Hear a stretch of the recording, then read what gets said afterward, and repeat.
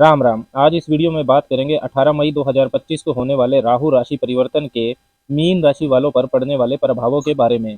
18 मई 2025 को राहु मीन राशि से निकलकर कुंभ राशि में प्रवेश करेंगे तथा 5 दिसंबर 2026 तक कुंभ राशि में ही संचरण करेंगे। राहु के इस गोचर का मीन राशि वालों पर क्या प्रभाव पड़ेगा, इसकी विस्तार से चर्चा इस वीडियो में करेंगे। मीन राशि वालों के लिए राहु आपके 12वें भाव में प्रवेश करेंगे। इस वीडियो को 3 भागों में समझेंगे। पहला, राहु कुंभ राशि में कैसा प्रभाव दिखाते हैं। दूसरा, बृहस्पति अगले 1 साल मीन राशि वालों के चतुर्थ भाव में संचरण करेंगे, जहां से वह अपनी नवम दृष्टि राहु पर डालेंगे तथा राहु की 5वीं दृष्टि बृहस्पति पर रहेगी। तो बृहस्पति और राहु के बीच यह नव पंचम योग कैसा फल देगा, इसकी भी बात करेंगे। तीसरा, राहु के इस राशि परिवर्तन का मीन वालों पर क्या प्रभाव दिखाई देगा। सबसे पहले बात करते हैं कि राहु कुंभ राशि में कैसा फल देते हैं। राहु छाया ग्रह हैं जो भ्रामक ऊर्जा, छल, तकनीक, टेक्नोलॉजी, क्रांति और गहरी इच्छाओं को दर्शाता है। राहु जुनून का, अचानक होने वाली घटनाओं का, असामान्य चीजों का, विदेशी चीजों का कारक होता है। राहु बेसब्रा है, जो चाहिए जल्दी चाहिए और अभी चाहिए, इस तरीके की सोच यह देता है। इसलिए राहु का प्रभाव व्यक्ति को स्वार्थी भी बनाता है। राहु जहां भी जाता है वहां कुछ नया और असामान्य जरूर करता है, वह एक प्रयोग करता है। कुंभ राशि को समझें तो यह स्थिर स्वभाव तथा वायु तत्व की राशि है, जो बुद्धि, मानवता, नई तकनीक के विकास और सामाजिक सुधार से जुड़ी होती है। इस राशि के स्वामी है शनिदेव, जो अनुशासन, संरचना और दूरदर्शिता के प्रतीक हैं।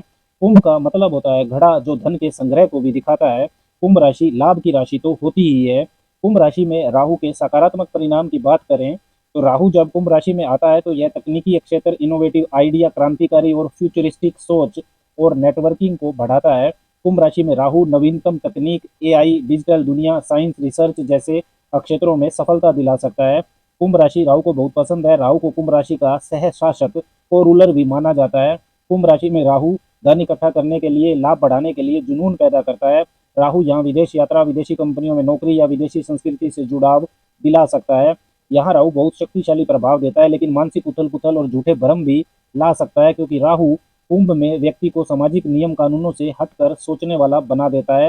राहु भ्रम का कारक है, इसलिए कभी कभी यह व्यक्ति को असली और नकली के बीच फर्क समझने में कठिनाई देता है। सोशल मीडिया, दोस्ती या ग्रुप्स में धोखे की संभावना रहती है। राहु का कुंभ में गोचर कुछ सावधानियां रखने की तरफ इसलिए इशारा करता है, जैसे अत्यधिक टेक्नोलॉजी या सोशल मीडिया में डूबना, ऑनलाइन स्कैम्स का शिकार हो जाना, असली और नकली मित्रों में फर्क न कर पाना, अतिवादी सोच या रिबेल प्रवृत्ति से संबंधों में दरार आ जाना। अब बात करते हैं राहु के कुंभ राशि में गोचर का मीन राशि वालों पर क्या प्रभाव रहेगा। राहु 18 मई 2025 से कुंभ राशि में यानी आपके 12वें भाव में गोचर करेंगे। वहीं केतु सिंह राशि में अर्थात छठे भाव में गोचर करेंगे। यह स्थिति 5 दिसंबर 2026 तक बनी रहेगी। 12वां भाव क्या दर्शाता है, जहां राहु गोचर करेंगे। विदेश यात्रा, विदेश में बसना, खर्चे, दान, मोक्ष, अस्पताल, अलगाव, मानसिक शांति की खोज, आध्यात्मिक साधना आदि, ये सारी चीजें 12वें भाव से देखी जाती हैं। राहु के 12वें भाव में गोचर के प्रभावों की बात करें तो जीवन में गहराई, रहस्य और विदेश संबंधी अनुभवों में वृद्धि हो सकती है। विदेश यात्रा या विदेश में काम के प्रबल योग बन सकते हैं, विशेषकर टेक्नोलॉजी, डिजिटल या रिसर्च से जुड़े क्षेत्रों में। खर्चों में भी आपके अचानक वृद्धि होना संभव है। अनावश्यक खर्चों पर नियंत्रण रखना जरूरी होगा। नींद में कमी या गहरे मानसिक तनाव की स्थिति बन सकती है। ध्यान, मेडिटेशन और आध्यात्म की ओर रुझान बढ़ेगा। गोपनीय शत्रुओं से सावधान रहे, कोई आपकी पीठ पीछे नुकसान पहुंचा सकता है। अस्पताल या जेल जैसे स्थानों से भी कुछ लोगों का वास्ता पड़ सकता है, इसलिए नियमों का पालन करें और स्वास्थ्य का ध्यान रखें। कुछ लोग आध्यात्मिक यात्राओं की ओर भी आकृष्ट हो सकते हैं।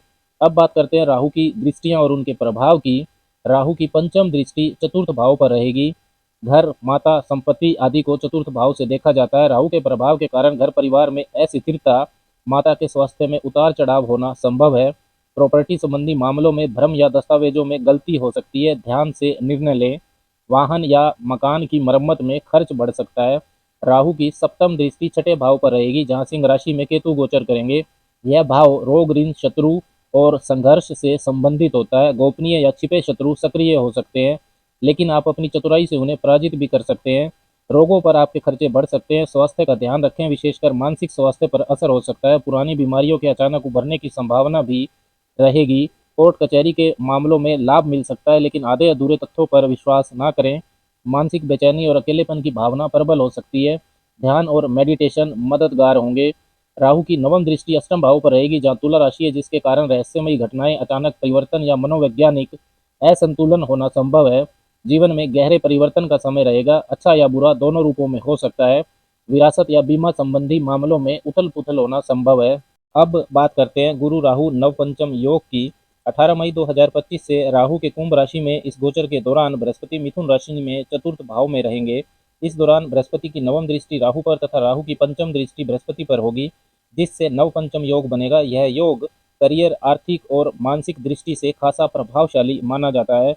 मानसिक स्तर पर नए विचार, नवाचार और गूढ़ ज्ञान के प्रति रुचि बढ़ेगी। करियर में विदेश से जुड़ा कोई बड़ा अवसर मिल सकता है। डिजिटल, आईटी और रिसर्च से जुड़े क्षेत्रों में नया मुकाम पाने का समय हो सकता है। आर्थिक रूप से विदेशी स्रोतों या ऑनलाइन माध्यम से धन प्राप्ति होना संभव है, लेकिन कभी कभी इस योग के चलते भ्रमित निर्णय भी हो सकते हैं। गुरु का मार्गदर्शन लेना जरूरी रहेगा। अब बात करते हैं राहु गोचर 2025 के दौरान मीन राशि वालों के लिए जरूरी सावधानियों की।